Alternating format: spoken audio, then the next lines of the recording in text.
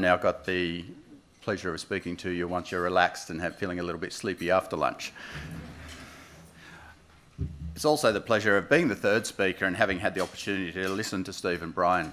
Steve gave us a fantastic presentation around the physical, what it could look like, how we can engage people's hearts and minds through the physical aspects of what we do. And Brian very much around the technology and what the enablers are. Today, I suppose I'm trying to give you a little bit of a picture around how it's actually an enabler for cultural change and how it worked for PwC. I'll start off, I suppose, by therefore saying, well, what is our vision? Where do we start from as an organisation? So for PwC, it's realising and discovering the potential of ... Not a very specific vision there, as you probably can feel. But what it's actually about is the potential of our people, the potential of our clients, and the potential of the community in which we operate, live, work and play. So for us, this is very much around what the cultural change program is at PwC, and that activity-based working for us actually, for us, sticking to an enabler for us to provide better service to our clients through more engaged staff. We started in this journey in 2011 with our Perth office, and following from our Perth office was Canberra, 2013, and then Adelaide, which Lucinda referred to recently in July. And by 2017, we'll have some 5,500 partners and staff in an activity-based working environment. So quite a big group of people to transition into a cultural change program around how we engage with them. The guys have talked a lot about activity-based working, flexible working, dynamic working, and for us, it's about giving people choices. It's around where do you want to work, who do you want to work with, and how do you want to work. So it's giving choices across the environment, and that's a really important concept to take in activity-based working and thinking about how it may work for your organisation. Today I am going to get to outline the detail of making it happen, but first I think I'll talk a little bit about the why in more detail. So for us, our clients continue to demand more creativity and engagement. They want us to think about their business differently. They want to solve their issues with innovative solutions that engage the future, not the past. Very much about that. So for us, that can't happen in a vacuum. Most of you, a number of HC professionals here, would have run in the past a few whiteboard sessions perhaps, get people together and be creative and engaged. Perhaps it'll be a bit of a team building day where we might build some pyramids and have a bit of fun, maybe a bit of paintballing with the team.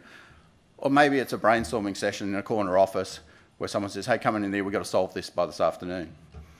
What we want to do is shift from that stop-start position to something that is a bit more organic. Dynamic is the word that Steve used, where that actually occurs more regularly, more often in the organisation, and just spontaneously, I suppose, would be the ideal word. So how does it work? Well, for us, PwC, graduates through partners. No one has a permanent desk. Yes, no one. Sorry, I have an exception to that. The receptionist has a permanent desk because she's the only one at reception other than the person that backs her up.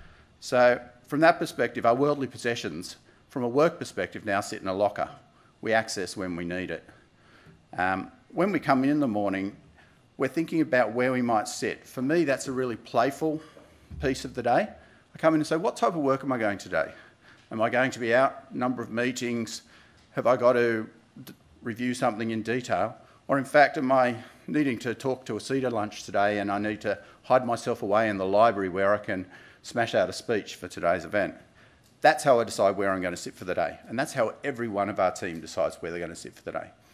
Every desk, with the exception of the library, has access for phones, screens, wireless, that you just bring your PC, your PDA, and you sit down and start your work. It's as simple as that.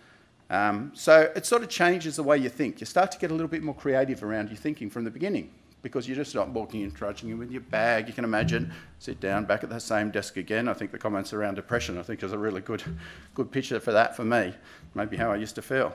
But I actually am already having to think differently from the day I walk in. So that's a fantastic environment. It also means that the style of desks have to change.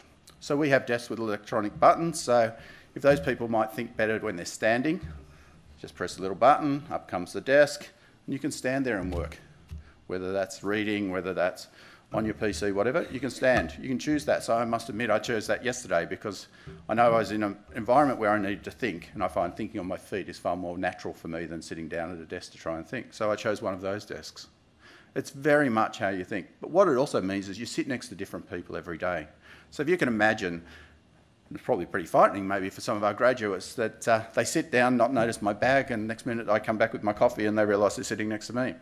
Maybe intimidating, but what it's actually done over time is actually an engagement so that I know them all personally. I understand what they do. We have a conversation. I don't know if you've ever, and some of you may have worked in professional services firms before, but there is a classic when you get into a lift in a professional service firm. You say, "How was your day?" And they say, "I'm really busy." It's the only response you get, "I'm really busy." Now our conversations around "How was your day?" starts with "I'm busy," and we start to have a conversation. It goes beyond that start point of say nothing, I just got to move on, it's chargeable time, that's all about.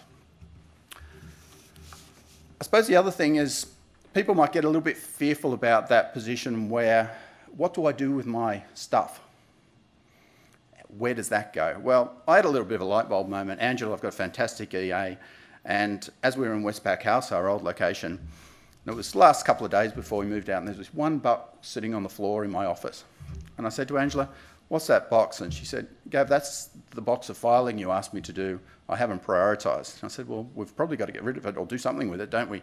She said, "How about we just go through it together?" So we did. We sat down there. There must have been 400 pages of stuff in there.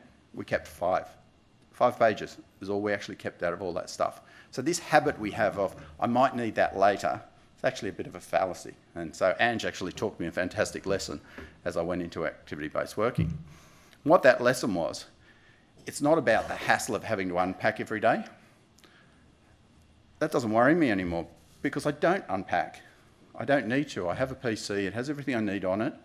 If I get a piece of paper, I make a decision at the point. Is that something I need? Yes, scan, file electronically. No, shred a bin. It's gone. So you take away that pack and unpack thing that worries people about having a new desk every day. And from a professional services firm perspective, we're out at clients regularly, and so it's a little bit more natural for us to move around a lot. But you've got to get over that paper hoarding. And that used to be the fantastic thing about being promoted. It was that opportunity of getting an office, so you now had somewhere to put all that paper.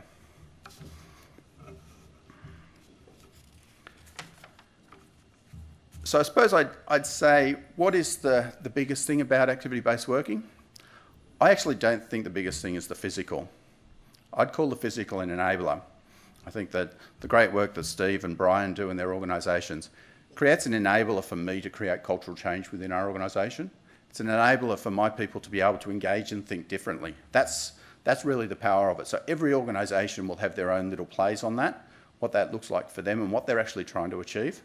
And I really recommend people think about what they're trying to achieve against their strategy, not just this is the solution chip, we better implement this really fast. That can't be the way you think about it. But you also have to engage with your people. We spent 4 months engaging with our people in going to a change program before we went live with this. By the last week in our old offices, we were all living out of a box. And that was really symbolism of that's the stuff that you'll have in your locker. To be honest, my locker has all the stuff that was in that box. And the only time I go for my locker is to pick up more business cards. That's how my day has changed so significantly. Yes, I know, I've accumulated a little bit more in my briefcase, to be honest, but that's just the way it is. But engaging with our teams in that was really important. 4 months of creating a team who thought about some of the issues and then continually communicated with them. We actually practiced it live before we moved into a new location so that when we moved in on day one, it almost seemed seamless. It almost seemed like we were there for a long time. And we found that by the people engagement because our people have been far more engaged.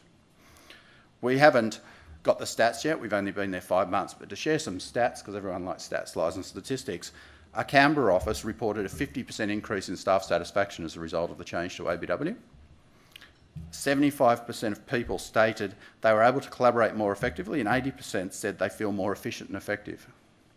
Our Perth office, staff turnover halved through the change. 85% of our Perth colleagues said their work-life balance was more flexible because the technology gave them the way to be flexible every day, not just specifically when I wanted to work from home. The technology left you there from the beginning to say every day when I go in is flexible, because I'm in a new desk, I'm sitting somewhere else, so I get used to that environment of being totally flexible. And crucially, 60% felt they were delivering more value to their clients, which is what we're in business for. Perhaps in closing, I think you can probably tell I'm pretty passionate about this, pretty excited and a real advocate for it. The role of ABW and PwC in Adelaide and PwC across the organisation in Australia is for a more innovative and engaged working place. It is about engaging our people. We work on a very simple philosophy. Happy people means better engagement when we're talking to clients, means better market engagement. And it's a very simple philosophy, and I think activity-based working really works. It is not a glorified hot desk. There's so much more to it than that.